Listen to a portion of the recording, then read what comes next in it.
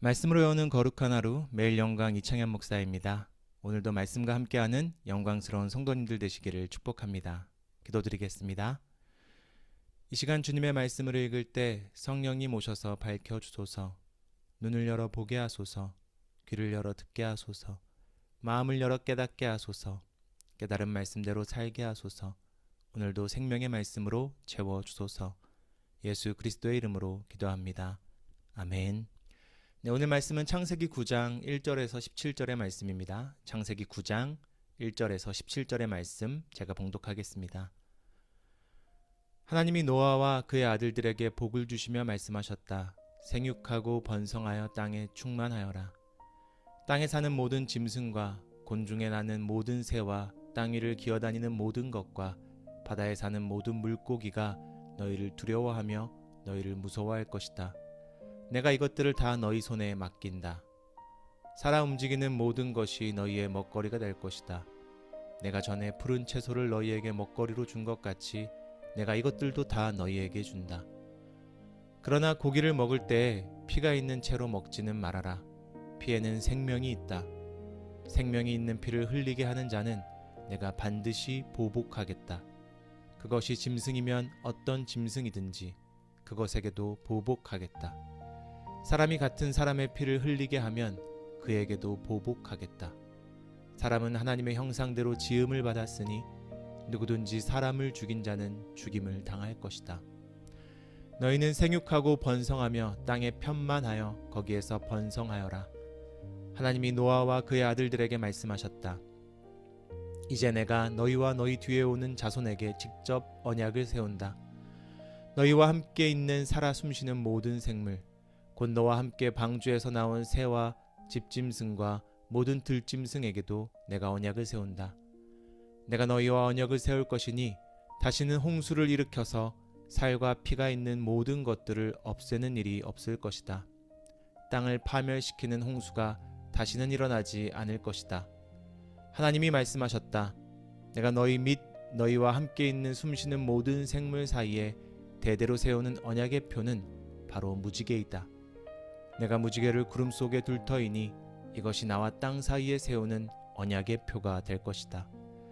내가 구름을 일으켜서 땅을 덮을 때마다 무지개가 구름 사이에 나타나면 나는 너희와 숨쉬는 모든 짐승, 곧 살과 피가 있는 모든 것과 더불어 세운 그 언약을 기억하고 다시는 홍수를 일으켜서 살과 피가 있는 모든 것을 물로 멸하지 않겠다. 무지개가 구름 사이에 나타날 때마다 내가 그것을 보고 나 하나님이 살아 숨쉬는 모든 것들, 곧 땅 위에 있는 살과 피를 지닌 모든 것과 세운 영원한 언약을 기억하겠다. 하나님이 노아에게 말씀하셨다. 이것이 내가 땅 위에 살과 피를 지닌 모든 것과 더불어 세운 언약의 표다. 아멘. 네, 이 시간에는요, 우리 2분 정도 말씀 묵상하는 시간 갖도록 하겠습니다.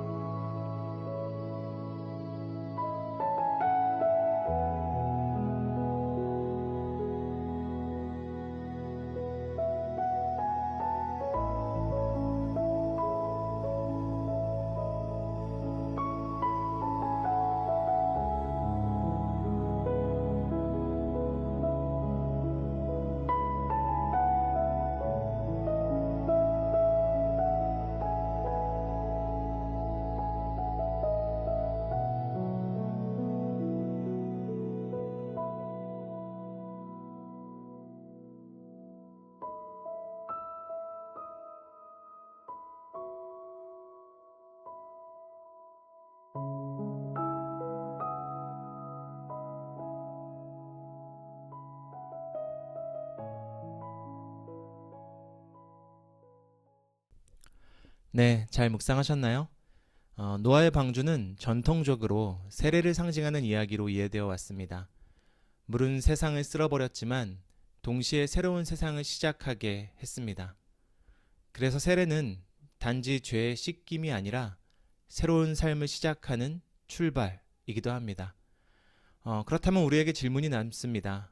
세례를 받은 후에 하나님은 우리를 어떤 삶으로 초대하실까요?